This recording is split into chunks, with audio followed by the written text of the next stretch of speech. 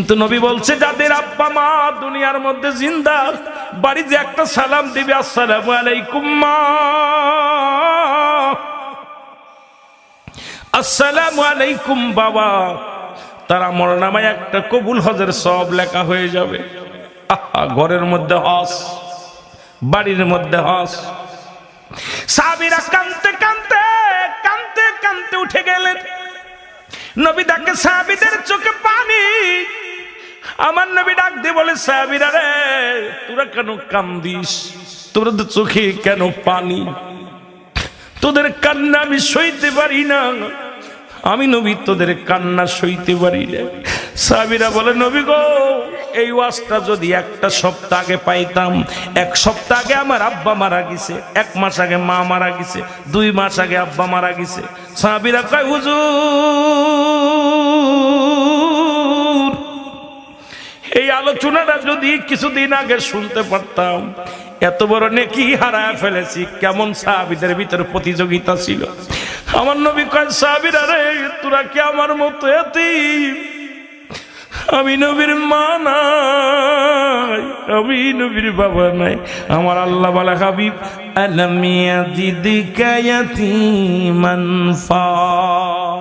আল্লাহু আকবার। আল্লাহ বলে, হাবিব,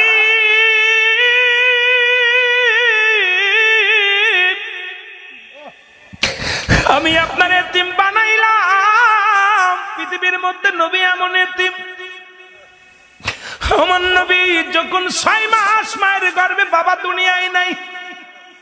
6 বছর বাদ যখন বাবা মা দুনিয়ার মধ্যে নাই, 6 বছর 6 মাস যখন বয়স, দাদা আব্দুল মুত্তালিব বিদায়। আল্লাহু আকবার বলেন। আমার নবী কান্দার বলে, সাহাবীরা রে, তোরা কি আমার মতো এতিম? আমি নবীর মা নাই, আমি নবীর বাবা নাই। আমার মতোই দুনিয়ার মধ্যে তোরা কেউ এতিম না। এই শরীয়তের চোখ দিয়ে আমি কোনোদিন বাবারে দেখি নাই। আমার আব্বা জান জন্মদাতা বাবারে আমি জীবনে কোনোদিন দেখি নাই। আমার আল্লাহ ডাকতে বলে, জিবরিল, আমার নবীর চোখে পানি।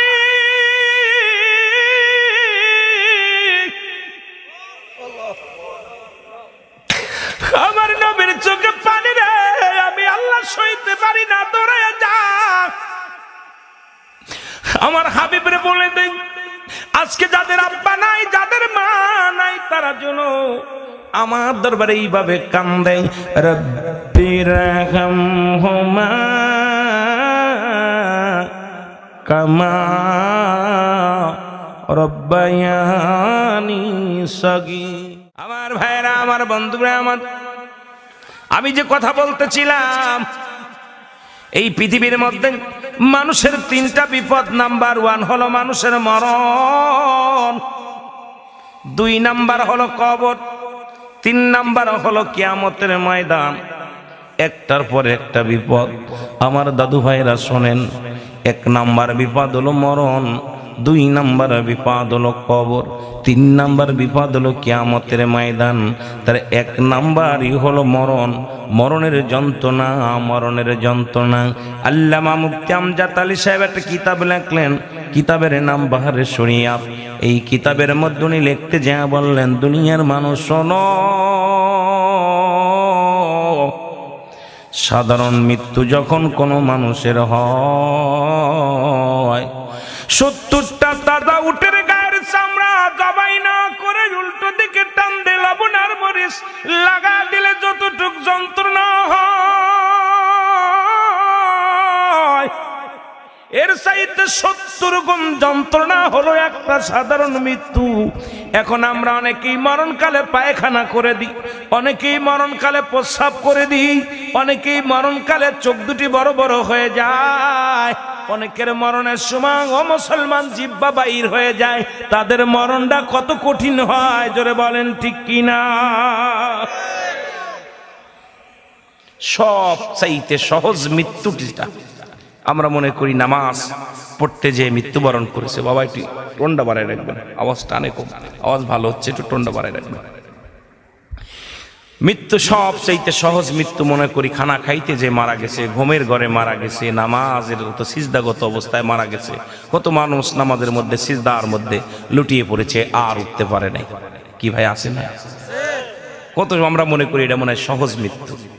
সবচাইতে সহজ মৃত্যু যেটা, সেটা হলো 70তে তাজা উটের গায়ের চামড়া জবাই না করে, জবাই করে নাই, কুরবানি করে নাই, টান উল্টো দিকে টান দিয়ে লবণ আর মরিচ লাগাই দিলে যতটুকু যন্ত্রণা হয়, এর চাইতে 70 গুণ যন্ত্রণা হলো একটা সাধারণ মৃত্যু। একটা সাধারণ মৃত্যু। তাহলে বাবা কঠিন মৃত্যুটা কত কঠিন আমাদেরকে ভাবতে হবে। যেটা কঠিন সেটা কি? যাদের জিহ্বা বাইর হয়ে যায়। অনেক মানুষের কাফন পরাইছেন, দাফন করাইছেন, জানাজা পড়েছেন, আপনার অনেকে গোসল করাইছেন, লাশ গোসল করার নাই।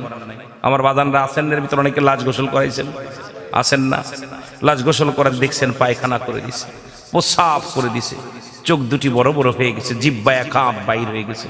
তাদের কত কষ্ট হয়েছে মৃত্যুর সময়।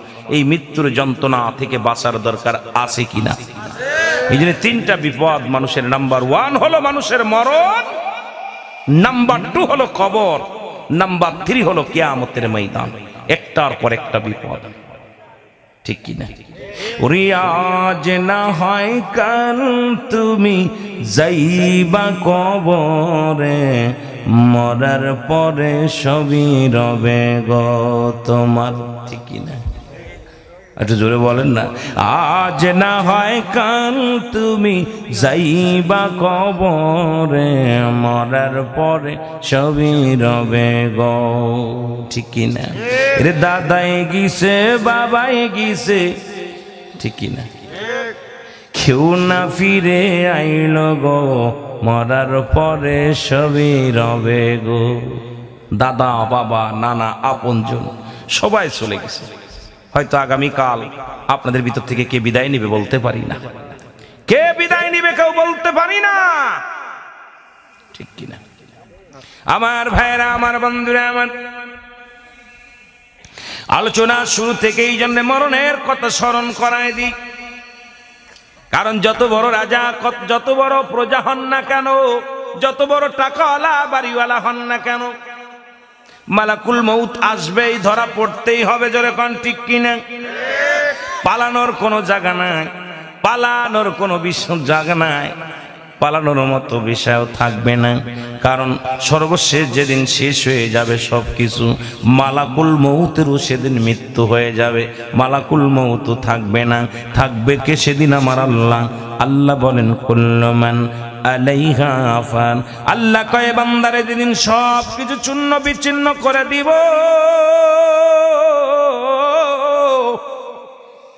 যেদিন সব কিছু আমি আল্লাহ চূর্ণ বিচ্ছিন্ন করে দিব, এই জমিনের যত মাটি আছে মাটিগুলো পুড়ে আমি তামা বানায়া দিব।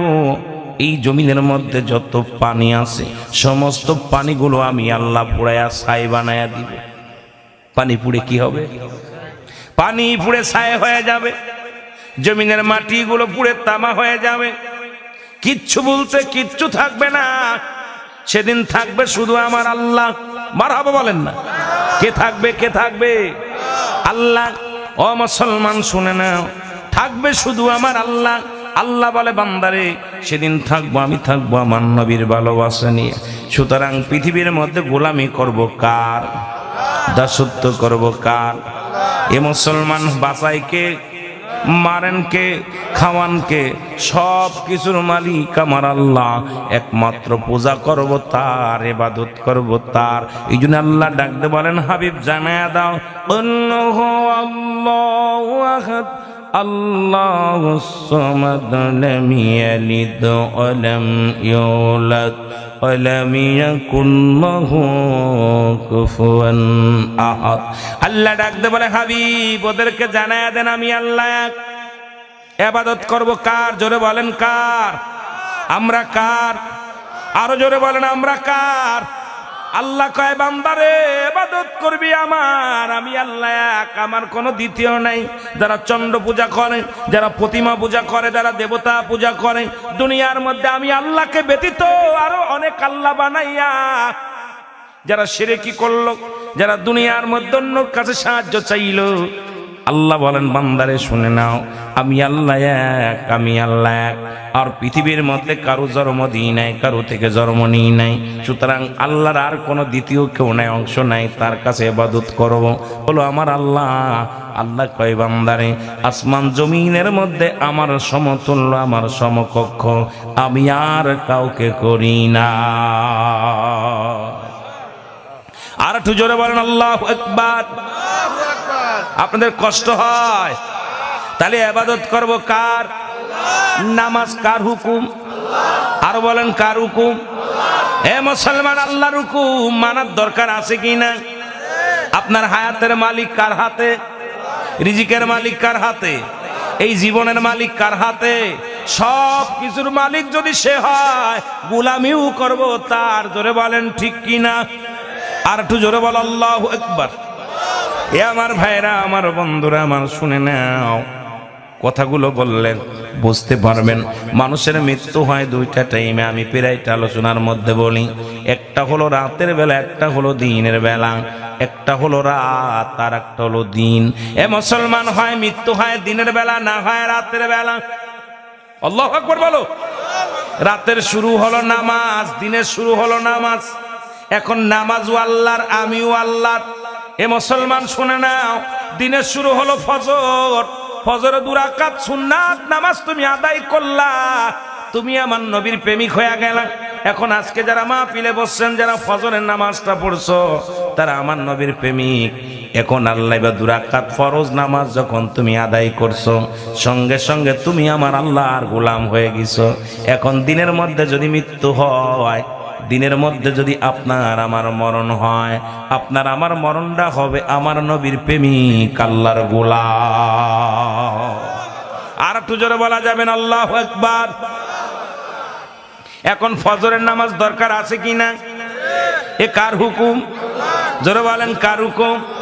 বান্দারে, তুমি দিনের বেলা মরণ হয় না, রাত্রে মরণ হবে, এর মধ্যে কোনো সন্দেহ নাই। সন্দেহ আছে? এর মধ্যে কোনো সন্দেহ নাই। রাত্রের শুরুতেই মৃত্যু হয়ে যেতে পারে। এই জন্য রাত্রের শুরুই হলো মাগরিব। বান্দারে 3 রাকাত ফরজ নামাজ তুমি আদায় করলা, কারণ সারাদিন ভরে আল্লাহর নিয়ামত তুমি ভোগ করলা। এই জমিনের মধ্যে কত অক্সিজেন নিলা, এই জমিনের মধ্যে ঘোরাঘুরি করলা, হাঁটাহাঁটি করলা, আল্লাহর নিয়ামত গুলো তুমি খাইলা।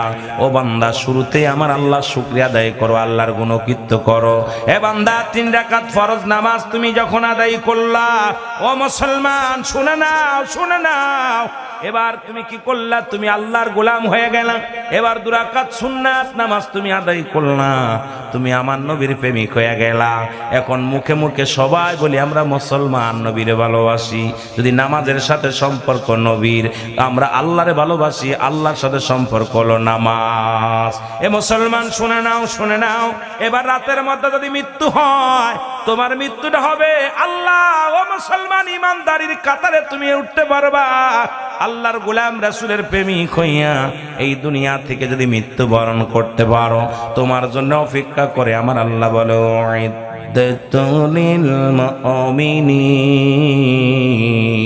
ওই মুমিন মুত্তাকিনদের জন্য, ইমানদারদের জন্য আমি আল্লাহ প্রস্তুতি করে রাখছি 8টা জান্নাত। আসতে কইবেন? আসতে হইব না জোরে হইব? কয়টা জান্নাত? কাদের জন্য? ইমানদারের জন্য, মুমিনদের জন্য। আর যারা এগুলো বাদ দিল, আল্লাহ কয় এদের জন্য আমি প্রস্তুতি করে রাখছি। শোন বান্দা, শোন, একটা হলো ভালা, একটা মন্দ। যারা দুনিয়ার মধ্যে আমার দ্বীনের জন্য পাগল, আমি আল্লাহর জন্য পাগল, আমার রাসূলের জন্য পাগল, দ্বীনের বিধান মেনে চললো, আমার পূজা করলো, আমার সিজদা করলো, আমার গোলামি করলো, তাদের জন্য আমি রেখে দিলাম 8টা জান্নাত। আর যারা এগুলো বিপরীত চললো, যারা তাদের মন গড়া জীবন নিয়ে চললো, তাদের জন্য আমি রেখে দিলাম বিসমিল্লাহির রহমানির রহিম উইদ্দাতুল কাফিরিন। আল্লাহ বলে, কাফের বেঈমানদের জন্য আমি প্রস্তুতি করে রাখলাম।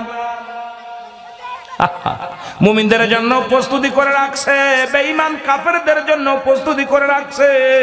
আল্লাহ বলে একজনদের জন্য রাখলাম 8টা জান্নাত, আর কাফের বেঈমান মুনাফিকদের জন্য আমি রেখে দিলাম 7টা জাহান্নাম। কয়টা জাহান্নাম? এই পাশে কথা বলিস কাই? কয়টা জাহান্নাম? যাবেন কিনা একটু হাত তুলেন দেখি। যাবেন? দেখছেন নি আজকে যারা গান বাজনা ভালোবাসে 31st নাইট পালন করে। 31st নাইট গত রাত শত শত নারী নির্যাতিত হয়েছে, শত শত অবৈধ সম্পর্ক হয়েছে, জিনা হয়েছে।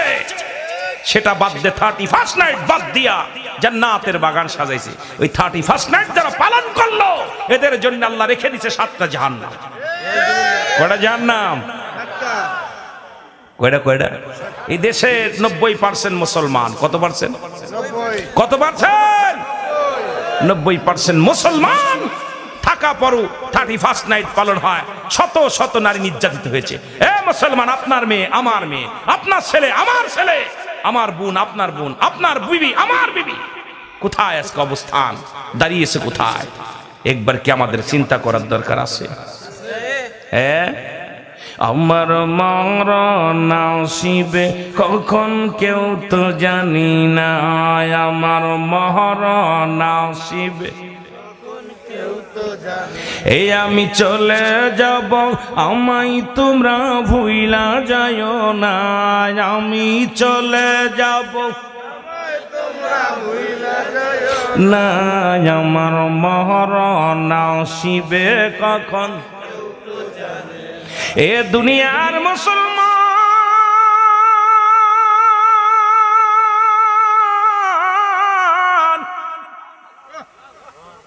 হযরত ওমর ফারুক রাদিয়াল্লাহু তাআলা আনহুর কদমের মধ্যে এক বৃদ্ধা তার ছেলের হাত ধরে টেনে নিয়ে আসলেন। আজকে আমরা 31st নাইটের জন্য কারা দায়ী গো? সমাজ দায়ী না নিজেরা দায়ী? হযরত ওমর ফারুকের কদমের মধ্যে নিয়ে আসলেন। বৃদ্ধা মানুষ, দাড়িগুলো পাক ধরে গেছে, গায়ের মধ্যে বল কম, বলগুলো কম। বলে আমিনুল মুমিনিন নবীর জামানায় নাই, ওমর হযরত ওমর ফারুকের জামানায়। রাহমাতুল লিল আলামিনের পরে আসলেন হযরত আবু বকর সিদ্দিক রাদিয়াল্লাহু তাআলা আনহু, ইনার পরে আসলেন খলিফা হলেন হযরত ওমর ফারুক রাদিয়াল্লাহু তাআলা আনহু। বিদ্যা ডাকতে বলে আমিনুল মুমিনিন,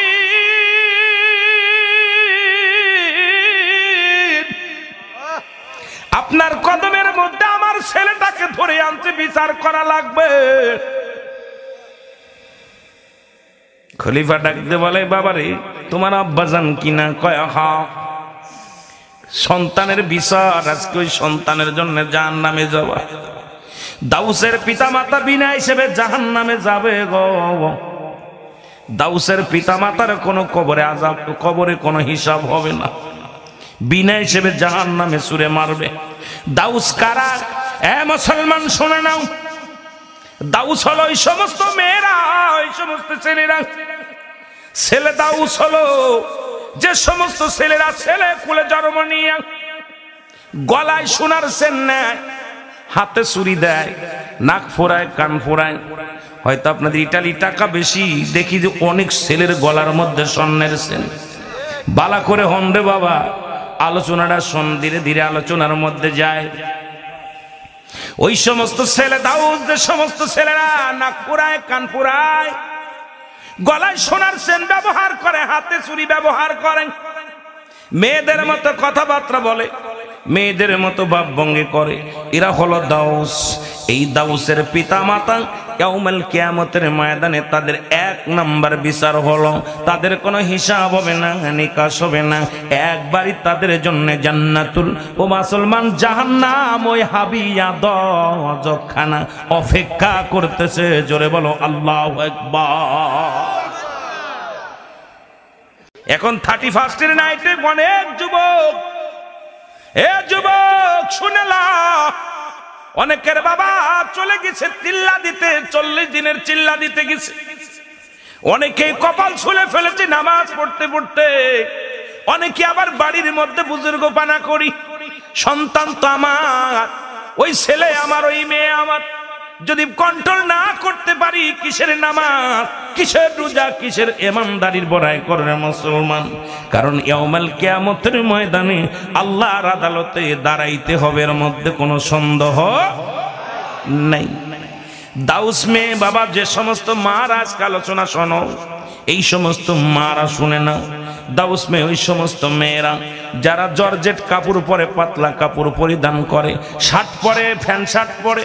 এখন আপনাদের এলাকায় প্যান্ট শার্ট পরা মহিলা আছে কি জানি না, যে সমস্ত মেয়েরা প্যান্ট পরে, শার্ট গায়ে দেয়। এ মুসলমান পুরুষের ন্যায় চলাফেরা করে, পুরুষের মতো কথাবার্তা বলে। এই সমস্ত দাউস মেয়ের বাবা মা কিয়ামতের ময়দানে বিনা হিসেবে জাহান্নামে যাবে। জোরে জোরে চিল্লায় বলা যাবে না আল্লাহু আকবার। অনেকের দেখে যে একটা মেয়ে থাকলে মেয়েটারে এমন সাজায়, প্যান্ট শার্ট পরায়, শার্ট পরায়, মনে হয় বেটি মানুষ না বেটা মানুষ যাচ্ছে। বাংলাদেশের নয়, পৃথিবীর গবেষক যারা ছিলেন, এরা গবেষণা করে দেখছে 90% হিজলা হয়েছে প্যান্ট শার্ট পরা মহিলাদের গর্ভে থেকে আসছে। যে সমস্ত মেয়েরা প্যান্ট পরে, শার্ট প্যান্ট পরে, এদের গর্ভে থেকে হিজলা বাইর হয়েছে বেশি। কথা বুঝেননি? এই হিজলা আপনার ওই কোন লিঙ্গ, তৃতীয় লিঙ্গ যারা, এই সমস্ত নর নারী পৃথিবীর মধ্যে দেখা যায় 90% হলো এই প্যান্ট শার্ট পরা জাতির ভিতর থেকে বাইর হয়েছে। আশ্চর্যজনক। কিন্তু আমার দেশ, আমার সমাজ, মুসলিম কান্ট্রি হওয়া পর আমাদের কেন যেন কালচার, বিদেশিদের কালচার, এই বিদেশিদের কালচার গুলো পরিবর্তন করার দরকার আছে কিনা? জোরে বলেন আছে কিনা? হযরত ওমর ফারুক ডাকতে বলে, যুবক, ইনি কি তোমার বাবা হয়? বলে হ্যাঁ। বৃদ্ধকে ডাকতে বলে, বৃদ্ধা, ও বৃদ্ধা শোনো, তোমার সন্তান কি অপরাধ করেছে বলো। বলে, হুজুর, 1 নাম্বার অপরাধ হলো আমার সন্তান পৃথিবীর মধ্যে মানুষ হত্যা করেছে। কি হত্যা করেছে? মানুষ হত্যা করেছে। হযরত ওমর ফারুকের চোখ দুটি লাল হয়ে গেলেন। খাত্তাবের বেটা ওমর ন্যায় বিচারক ছিলেন, যার ভয়ে শয়তান রাস্তা দিয়ে চলতো না, যে রাস্তা দিয়ে হযরত ওমর চলাফেরা করতেন। বাবার আদেলের কান্ডা লাগা শোনো, হযরত ওমর ফারুক রাগান্বিত হয়ে গেলেন। দ্বিতীয় অপরাধ, সন্তান মাদক সেবন করে। তৃতীয় অপরাধ, সন্তান জিনা করে। জোরে জোরে চিল্লায় বলো না উযবিল্লাহ। অপরাধ 3টা, ছোট না বড়? জোরে বলেন, অপরাধ 3টা, ছোট না বড়? এ আমার মা বোনেরা শোনো গো, জিনার মাসালা হলো ইটালি প্রবাসী মা বোনেরা শোনো, আমার বাবারাও দেলের কান্ডা লাগা শোনো, দেলের কান্ডা লাগা শোনে নাও। যে সমস্ত যুবক যুবতী, অবিবাহিত নারী, অবিবাহিত পুরুষ জিনা করেন, শাস্তির বিধান হলো পৃথিবীর মধ্যে 100 ডোরা তার গায়ে মারতে হবে। তবে আমার মতো সলিমদ্দি কলিমদ্দি নয়, যায়ের গায়ে বল আছে, শক্তি আছে, তাদের দিয়া 100টা ডোরা মারতে হবে, গায়ের মধ্যে বেতের আঘাত করতে হবে। 2-4টে মারা পর যেন মারা যায়, বেশি না 2-4টে করার পর মারা যাবে। মারা যাওয়ার পর তাদের গোসল করাতে হবে, তাদের গোসল করাতে হবে, জানাজা পড়াতে হবে, তাদের দাফন করা শরীয়তের বিধান অনুযায়ী জায়েজ আছে। বাকি যে বেতের আঘাতগুলো বাকি থাকবে, এটা কবরের উপরে মারতে হবে। একটা যুবকের বিচার যদি রাজরের জমিনে হতো, মাদারীপুরের জমিনে হতো, আল্লাহর কসম করে বলি, মাদারীপুরের জিনা বা বিচার বন্ধ হয়ে যেত। জোরে বলেন ঠিক কিনা? অবিবাহিত নারী জানাজা পড়ে, অবিবাহিত পুরুষ জানাজা পড়ে, কিন্তু বিবাহিত নারী, বিবাহিত পুরুষ যারা জিনা ব্যভিচার করে, আমাকে এ মুসলমান শুনে নাও, এই জিনার জড়িত আছে মাদারীপুরের মানুষ কম নাই। অধিকাংশ বাবারা অর্থের জন্য, স্ত্রীর মুখে হাসি ফুটানোর জন্য বিদেশি পাড়ি জমাইছে, বিবিকে রেখে গেছে। বিবি দেখা যায় খালাতো ভাই, মামাতো ভাই, চাচাতো ভাই, বয়ফ্রেন্ড নিয়ে ফুর্তি, আনন্দ ফুর্তি করে। মুসলমান শুনে নেন, রাগ করবেন না, আছে কিন্তু শালী মাদারীপুর নল বাংলাদেশে আছে, আছে না বাবা? বিবাহিত নারী বিবাহিত পুরুষের শাস্তির বিধান শোনেন। যদি কোনো বিবাহিত পুরুষ বিবাহিত নারী জিনা করে, সর্বপ্রথম তাদেরকে কি করতে হবে? তাদেরকে মাটি খুঁড়তে হবে। মাটি খুঁড়িয়া বুক পর্যন্ত মাটির নিচেই পুঁততে হবে। মাটির নিচেই পুঁতিয়া পাথর নিক্ষেপ করতে হবে। তাদের গায়ে পাথর, ইট পাথর মারতে হবে। যতক্ষণ পর্যন্ত মৃত্যুবরণ করবে না, পাথর মারা বন্ধ করা যাবে না। যতক্ষণ পর্যন্ত মৃত্যুবরণ করবে না, কঙ্কার মারা বন্ধ করা যাবে না। যখন নিশ্চিত জানবেন যে তারা মারা গেছে, মারা বন্ধ করে দিবেন। এরপরে মাটি খুঁড়ে তাদের উঠাইবেন। মাটি খুঁড়ে উঠাইয়া তাদের কোন বিবাহিত পুরুষ বিবাহিত নারী কোন জানাজা পাবে না। বিবাহিত নারী বিবাহিত পুরুষ কোন গোসল পাবে না, কোন দাফন পাবে না। এই জমিনের মধ্যে সশরীরে মুসলমান শুনে নাও, দিবালয় কুকুর শিয়ালদের তাদের লাশটা খাওয়ায় দিতে হবে। পৃথিবীর কোন গোরস্থানে তার লাশটা দাফন করা যাবে না। পৃথিবীর কোন গোরস্থানে ওই নারীর লাশটা দাফন করা যাবে না, ওই পুরুষটার লাশটা দাফন করা যাবে না। এখন আমার দেশে এই মাদারীপুরের বাজানেরা শোন, রাজরের বাজানেরা শোন, শত শত নারী শত শত পুরুষ বিবি থাকতেও জিনা ব্যভিচার করে যারা, বিবি থাকতেও পরের বর কাছে যায় যারা, নিজের স্বামী থাকতেও বেগানা মহিলা পুরুষের কাছে যায় যারা, এদের শাস্তির বিধান হলো এটা। একটা বিচার যদি মাদারীপুর নয় বাংলার জমিনে হতো, আমার বিশ্বাস বাংলাদেশের জিনা ব্যভিচার চিরতরে বন্ধ হয়ে যেত। কষ্ট হয়? আমার দেশে পরকীয়ার অবস্থান হলো স্বামী বিদেশ বেশি। আহা, অধিকাংশ নারী, এ মেয়েরা শোন, স্বামীর আমানত। রাসূল বলছে দুইটা জিনিস যে ব্যক্তি হেফাজত করতে পারবে, আমি নবী হাত ধরে জান্নাতে নিব। সুবহানাল্লাহ। আরো জোরে বলেন, আরো জোরে বলেন। আমার মাইকের আওয়াজ যত দূর যায়, আমিরুল আমিন সিদ্দিকী ব্যতিক্রম বক্তা। কাউকে পরোয়া করি না, চিন্তাও করি না, ভয়ও করি না। এভাবেই চলছি। অনেকবার ঘাত প্রতিঘাত খেয়েছি। তবে আমার কথা, একটা মানুষ যদি হেদায়েতের মধ্যে আসে আমার জীবন সার্থক। আর যদি না আসে, কিয়ামতের ময়দানে আমার জিহ্বা কাটবে আগুনের কাছে দিয়া। সুতরাং কে কষ্ট পাইলো আর কে পাইলো না কিছু যায় আসে না। কারো তেল মেরে ওয়াজ করার সময় নাই। যারা বলেন ঠিক কিনা? কষ্ট হয় আপনাদের? কষ্ট হয়? আমার বাজানেরা, রাসূল বললেন দুইটা জিনিস যে ব্যক্তি আমার কাছে হেফাজত করলো, সে নিজেকে হেফাজত করতে পারলো। তার মধ্যে একটা হলো দুগালের মধ্যবস্তু, জিহ্বা। এই মুখ দ্বারা কাউকে কষ্ট দেওয়া যাবে না। এই মুখ দিয়ে কাউকে গালি দেওয়া যাবে না। এই মুখ দিয়ে গাঁজা খাওয়া যাবে না। এই মুখ দিয়ে মদ খাওয়া যাবে না। এই মুখ দিয়ে বিড়ি খাওয়া যাবে না। এই মুখ দিয়ে তামাক খাওয়া যাবে না। আমার দেশে অনেক বক্তা আছে এতখানিক করে তামাক খায় আর বিড়ির বিরুদ্ধে ওয়াজ করে, আছে না? আরে কপাল ফুরা, তুই নিজে তামাক খাস, বিড়ি তো উপরে উড়াই দিল, কিন্তু তামাক তোর পেটের ভিতর চলে গেল। তোর মুখে কিসের ওয়াজ? জোরে বলেন ঠিক কিনা? কয় মুবারক, অধিক পরিমাণ মাকরু সেবন করলে সগীরা গুনাহ, সগীরা গুনাহকে ছোট করে দেখলে কবিরা গুনাহ, কবিরা গুনাহকারী জাহান্নামী, জাহান্নামী, জাহান্নামী। সুতরাং আপনি মাসালায় ধরা পড়ে যাচ্ছেন। কিসের? আজকে নিজে যেটা করবেন না, অন্য কাউকে সেটা বলবেন না। কিন্তু আমার দেশের অধিকাংশ বক্তাই কিন্তু জর্দা খায়। কথা বলেন, খায় না? আবার তার বিরুদ্ধে আবার বিড়ির বিরুদ্ধে ওয়াজ করে। কথা বলেন না? এবোরার চুল পেকেছে, পাকছে দাড়ি, গাল করেছে ব্যাক।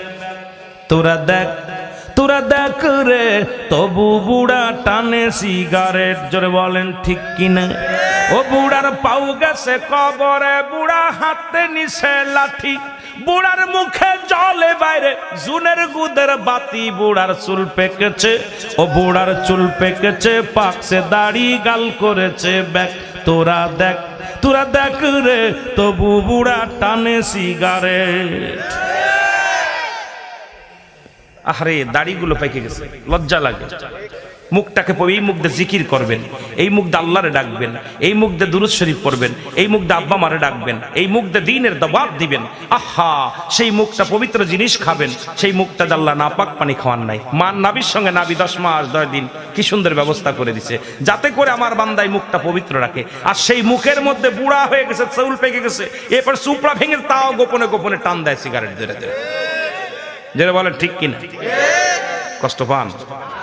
আব্বারে মাফ করবেন, মাফ করবেন। যদি একটা মানুষ বাঁচে তাহলে আমার জীবন সার্থক। আহারে কবরে তো বিড়ি পাওয়া যাবে না, কবরে আগুন পাওয়া যাবে। যেটা বলেন ঠিক কিনা? শুধু শুধু সময় জীবন নষ্ট করেন না। আর আপনাদের কষ্ট অনেকের হইব, কষ্ট লাগবে, কেবল কষ্টের ওয়াজের কেবল যাইতেছি। আমার ভাইরা, আমার বন্ধুরা, আমার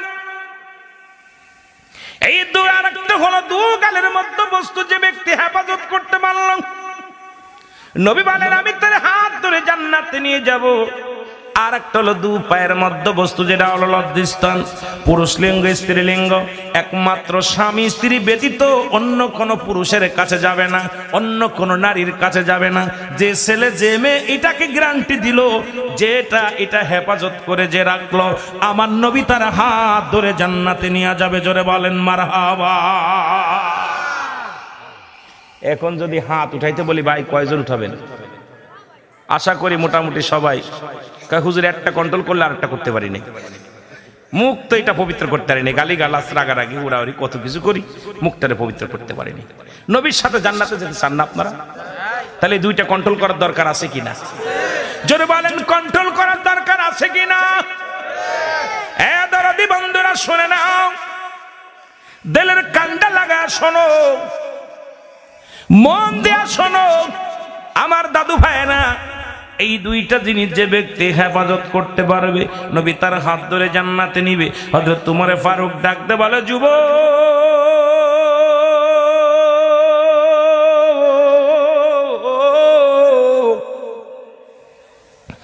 তুমি এত বড় অপরাধ করেছো, এই অপরাধের জন্য তোমার মৃত্যুদণ্ড নিশ্চিত। যুবক বলে, আমিনুল মুমিনিন, আমি জানি আপনি ন্যায়পরায়ণ নয় বাদশাহ, আপনার কাছে আমি ন্যায় বিচার পাবো, কোন অন্যায় বিচার পাবো না। এই জন্য তো বাবা যখন হাত ধরেছে, বাবাকে আমি বারণ করি নাই, বাবা আমার হাত ধরে আপনার কাছে নিয়ে আসছি। হুজুর আপনি বিচার করবেন, আর এই বিচারের সম্মুখীন আমি হব, যে বিচার করবেন আমি মেনে নিব। যুবকরে তুমি জিনা করেছো, মৃত্যুদণ্ড। যুবকরে তুমি মাদক সেবন করেছো, মৃত্যুদণ্ড। যুবকরে তুমি মানুষ হত্যা করেছো, মৃত্যুদণ্ড। যুবক বলে, হুজুর আপনার রায় আমি মেনে নিলাম। আল্লাহু আকবার বলেন না? রায় মেনে নিলাম। হযরত উমর ফারুক খোলা তরবারি নিয়ে যুবককে যখন হত্যা করবে, যুবক বলে, হুজুর আমি জানি আপনি ন্যায়পরায়ণ বাদশাহ, আপনার কাছে আমার একটা দাবি, আমার বিচার করার আগে আমার বাবার বিচারটা আগে করা লাগবে। আপনি আমার বিচার করবেন, আমাকে আপনি হত্যা করবেন, আমার বিচারের আগে আমার বাবার বিচারটা করা লাগবে। খত্তাবের বেটা উমর চোখ দুটো লাল টকটকে হয়ে গেছে, বলে, কি ছেলে, আমার বিচারের আগে আমার বাবার বিচার করা লাগবে? হযরত উমর ফারুক বলে, বেটা তুমি জানো না, নবী বলছে জান্নাতের গায়ে দুটি দরজা, একটা দরজার নাম তোমার মা,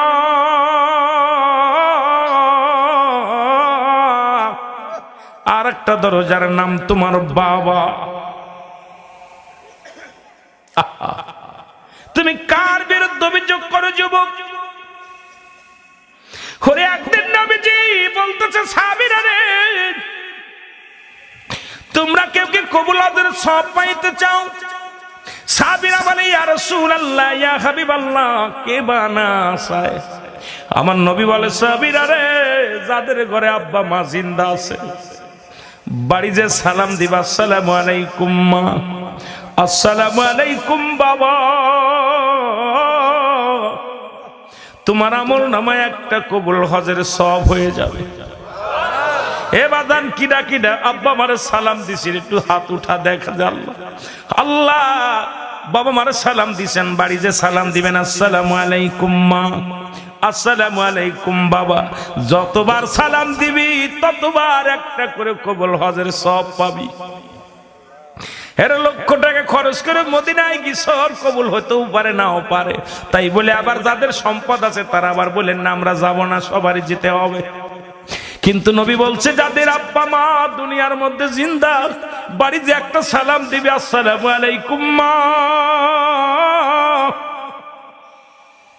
আসসালামু আলাইকুম বাবা, তার আমলনামায় একটা কবুল হজের সওয়াব লেখা হয়ে যাবে। ঘরের মধ্যে হজ, বাড়ির মধ্যে হজ। সাহাবীরা কাঁদতে কাঁদতে কাঁদতে কাঁদতে উঠে গেলেন। নবী ডাকে সাহাবীদের চোখে পানি। আমার নবী ডাক দিয়ে বলে, সাহাবীরা রে, তোরা কেন কান্দিস? তোদের চোখে কেন পানি? তোদের কান্না আমি সইতে পারি না। আমি নবী তোদের কান্না সইতে পারি না। সাহাবীরা বলে, নবী গো, এই ওয়াজটা যদি একটা সপ্তাহ আগে পাইতাম। এক সপ্তাহ আগে আমার আব্বা মারা গেছে, 1 মাস আগে মা মারা গেছে, 2 মাস আগে আব্বা মারা গেছে। সাহাবীরা কয়, হুজুর,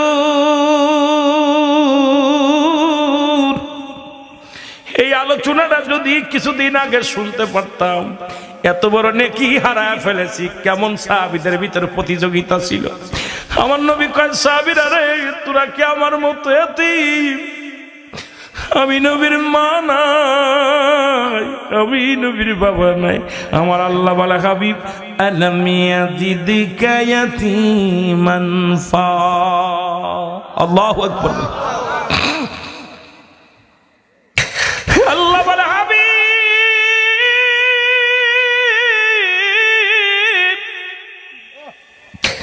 আমি আপনার এতিম বানাইলাম। পৃথিবীর মধ্যে নবী এমন এতিম।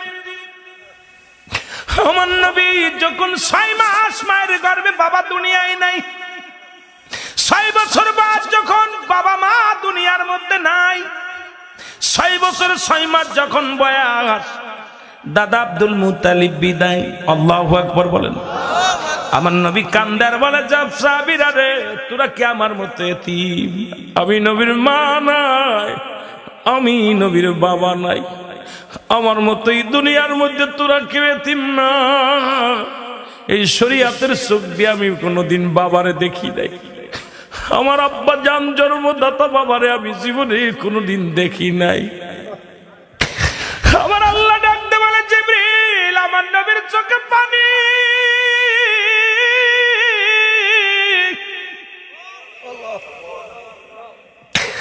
আমার নবীর চোখে পানি রে, আমি আল্লাহ সইতে পারি না, দৌড়ে যা।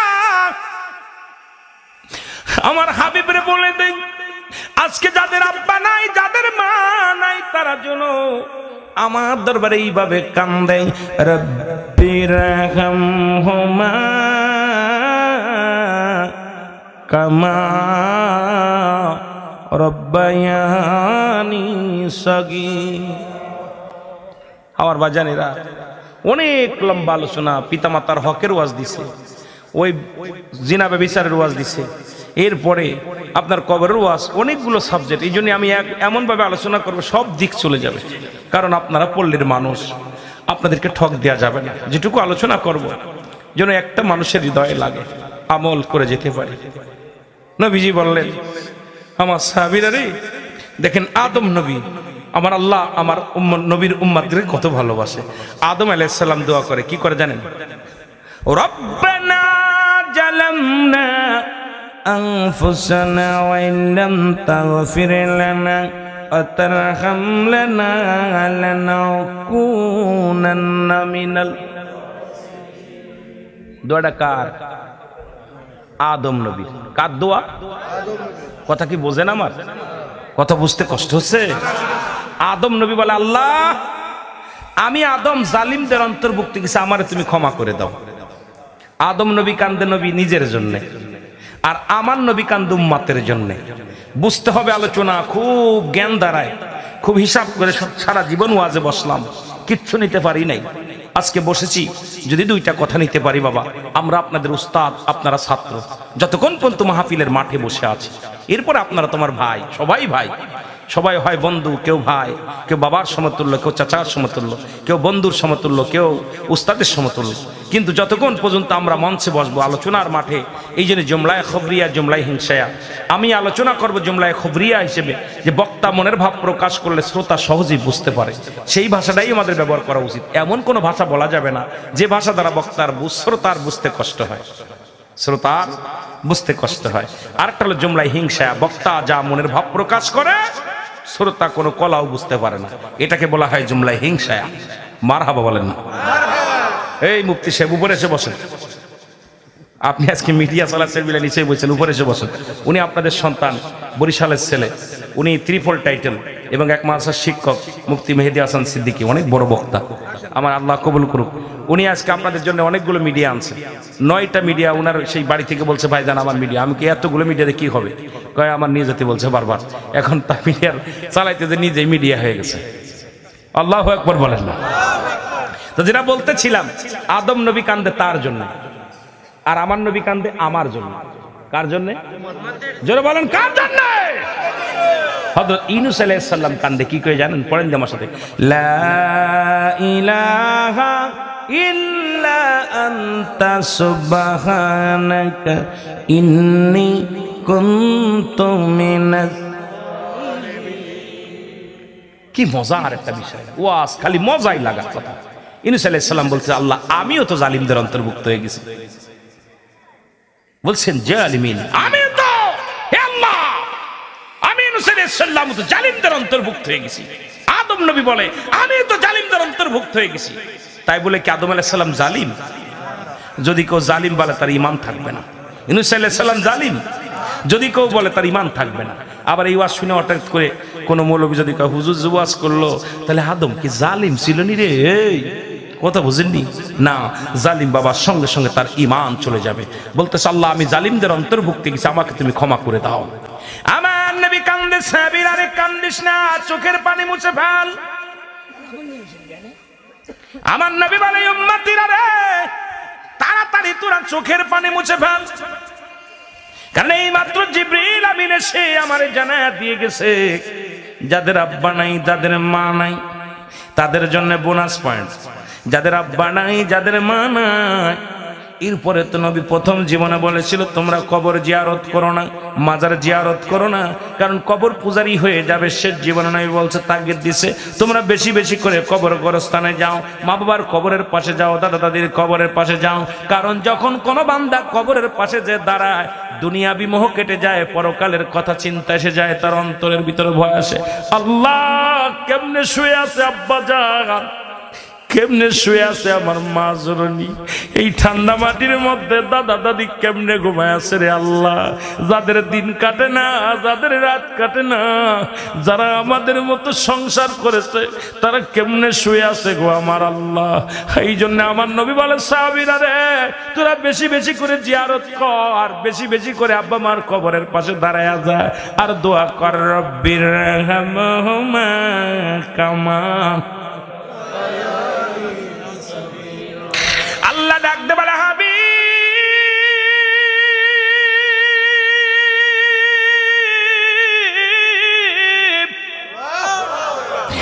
আপনি ওদের জানা দেন আর বলেন আমার আল্লাহ আমার প্রতিপালক, আমার পিতা মাতার সগীরা গুনাহ মাফ করে দাও, কবিরা গুনাহ মাফ করে দাও। শিখায় কে? আরো জোরে বলেন কে? আল্লাহ শিখায় বান্দা শোন, সগীরা গুনাহ মাফ চা, কবিরা গুনাহ মাফ চা, জানা গুনাহ মাফ চা, অজানা গুনাহগুলো মাফ চা, আর বল আমার কাছে আল্লাহ আমাদের পিতা মাতা আমাদেরকে যেরকম আমাদেরকে ভালোবাসা দিছি, মায়া করেছে, রহমতের কোলে তুলে নিয়েছে, আল্লাহ তুমিও আমার পিতা মাতাকে এইরূপ রাখো। জোরে বলেন মারহাবা।